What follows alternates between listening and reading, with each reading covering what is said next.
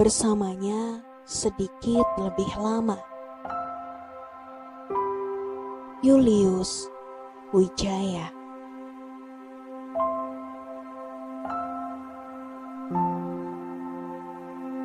Hari seperti biasa di ruang kantor baruku.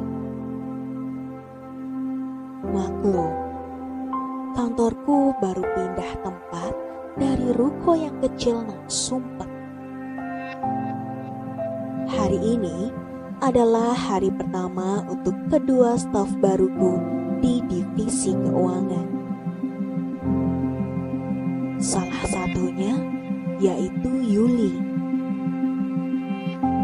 Dia orang yang aktif dan mudah bergaul.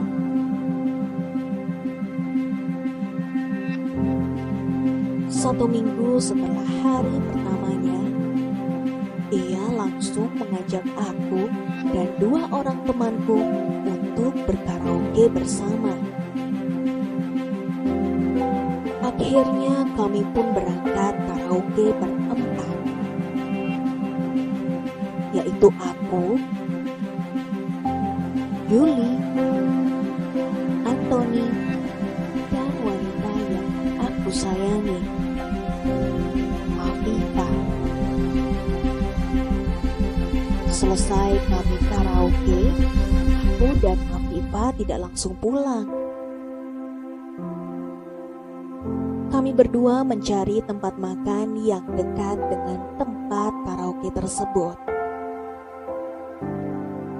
Karena Anton dan Yuli sudah harus pulang ke rumah terlebih dahulu.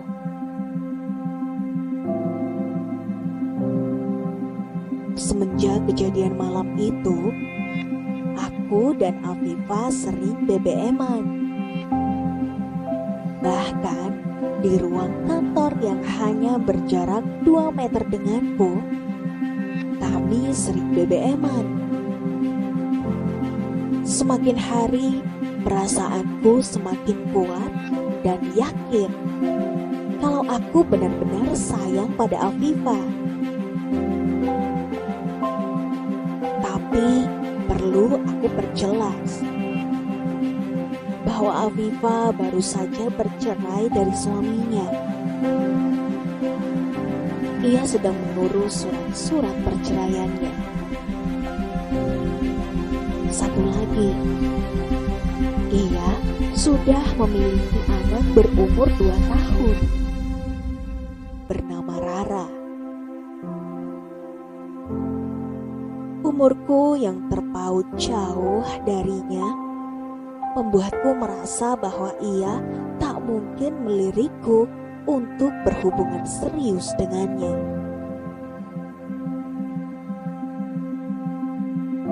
Semenjak kejadian di karaoke itu pula, kadang aku dan Afifa sering pergi berdua selesai jam kerja atau saat jam istirahat. Tak ada orang kantor yang curiga melihat kami pergi berdua. Karena memang umurku yang 20 tahun, sedangkan dia 37 tahun. Terlihat seperti kakak dan adik. Tapi perasaanku berkata lain. Afifa adalah wanita yang memancarkan kenyamanan untukku.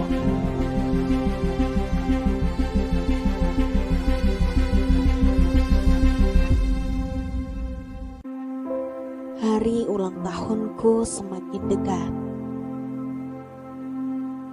Aku pun berencana mengajak Afifa untuk merayakan ulang tahunku dengan menonton di bioskop.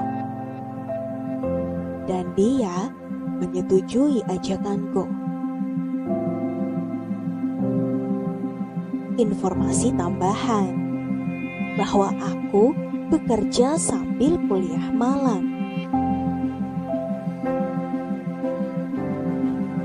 Saat hari ulang tahunku, aku pun ternyata ada ujian di malam hari. Pada saat siang hari sebelum ujian, aku memberitahu Afifa bahwa aku bisa pergi dengannya di malam hari setelah ujianku selesai. Ternyata dia tidak bisa.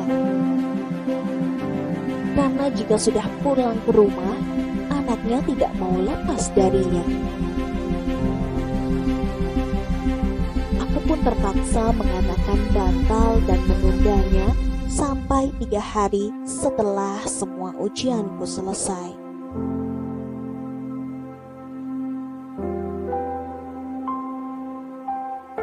Akhirnya, usai jam kantor, aku pun bergegas menuju kampus untuk ujian. Seusai ujian, aku pun duduk di lingkaran kampus bersama teman-temanku, sambil beberapa temanku mengucapkan selamat ulang tahun. Tiba-tiba handphoneku berdering. Ternyata Afifa menghubungiku. "Jul, kamu di mana? Aku lagi di Puri nih. Aku tunggu kamu di XX1 ya." Tanpa basa-basi, aku pun langsung menjawabnya. "Kamu mau tungguin aku? Aku bisa sedikit lama. Kampus aku kan jauh dari Puri." "Gak apa-apa. Aku tunggu kamu di XX1 aja." Seperti dapat berlian rasanya. Bahagia banget. Ternyata dia mau menungguku dari jam pulang kantor sampai ujianku selesai. Di hari ulang tahunku ini, aku pun bergegas beranjak ke tempat dia menungguku. Sesampainya di sana, ternyata dia sedang menungguku sambil menyeruput minuman yang segar sekali kelihatannya. Aku pun duduk dan bertanya, "Kok kamu bisa di sini?"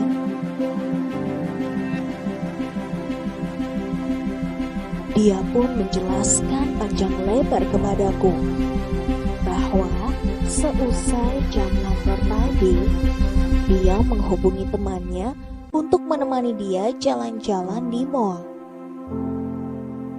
Alasan ke temannya yaitu karena dia sedang bosan. Padahal sebetulnya dia menungguku selesai ujian. Karena kalau dia menungguku di rumah dan menjemputnya untuk keluar lagi, pasti tidak akan bisa. Karena anaknya tidak mau ditinggal. Dalam hati, aku pun berteriak kegirangan.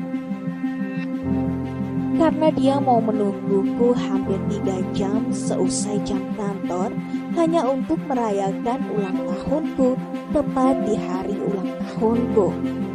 Bukan di hari lain karena ditunda.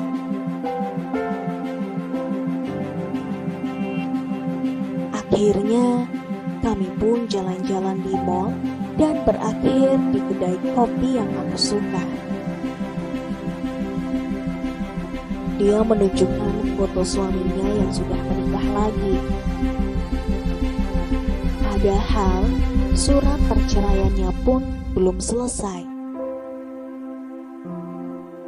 Aku melihat sedikit kesedihan terpancar dari matanya. Aku ingin memeluknya sebagai teman. Tapi aku takut dia beranggapan lain dan memarahiku. seperti pria brengsek, pikirku.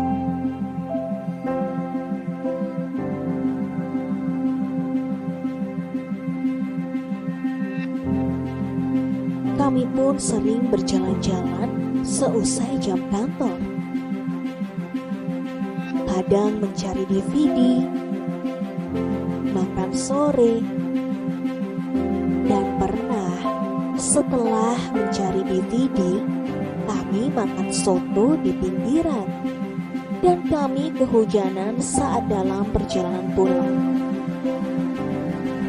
Saat itu juga dia memelukku erat. Perasaanku bercampur antara senang dan kebingungan.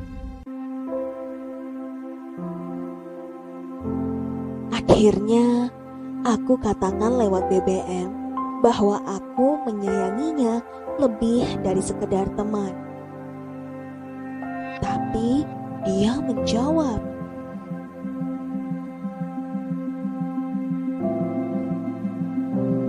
"Kamu gak salah ngomong." Aku kaget dengernya. Perjalanan kamu masih panjang.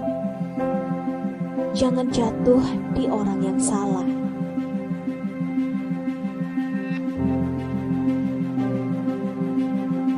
Bagaikan disambar petir 70.000 volt. Seketika itu aku galau.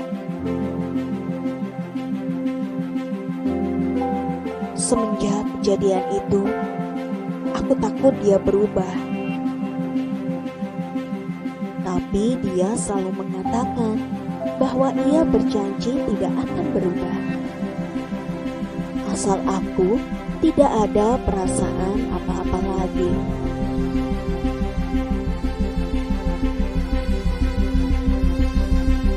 Setelah 2 minggu, kami layaknya benar-benar teman kantor. Jarang bertegur sapa, berbicara seperlunya. Tidak tahan dengan keadaan seperti ini, aku pun mulai berani membuka pembicaraan dengan menawarkan diri lagi untuk menjemputnya saat berangkat ke kantor. Aku pun mulai dekat lagi dengannya. Terkadang aku bingung. Dia menyuruhku seakan-akan untuk melupakan perasaan itu. Tetapi perlakuan dia saat kami dekat lagi, itu lebih dari sekedar teman. Aku pun hanya bisa menerima semua itu. Karena perlakuan dia itu pun membuatku nyaman.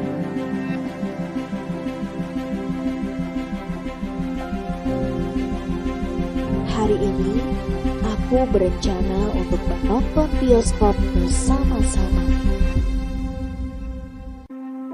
Masih seperti dulu, yaitu aku, Afifa, Anton, dan Yuli. Karena dari sekian banyak staf, hanya kami yang suka jalan-jalan.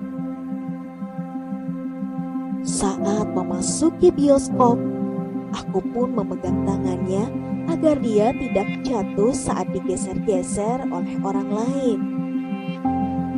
Ketika memasuki gedung bioskop, selama film berlangsung, tangannya selalu memegang pergelangan tanganku.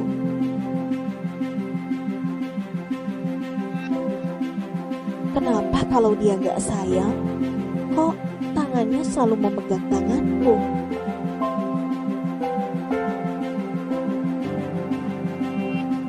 Selesai nonton bioskop, aku pun memegang tangannya kembali saat keluar dari gedung bioskop. Aku pun mengantarkannya sampai depan pintu apartemennya. Karena tadi kami menonton film horor. Jadi, dia sedikit takut untuk naik lift dan melewati lorong sendirian.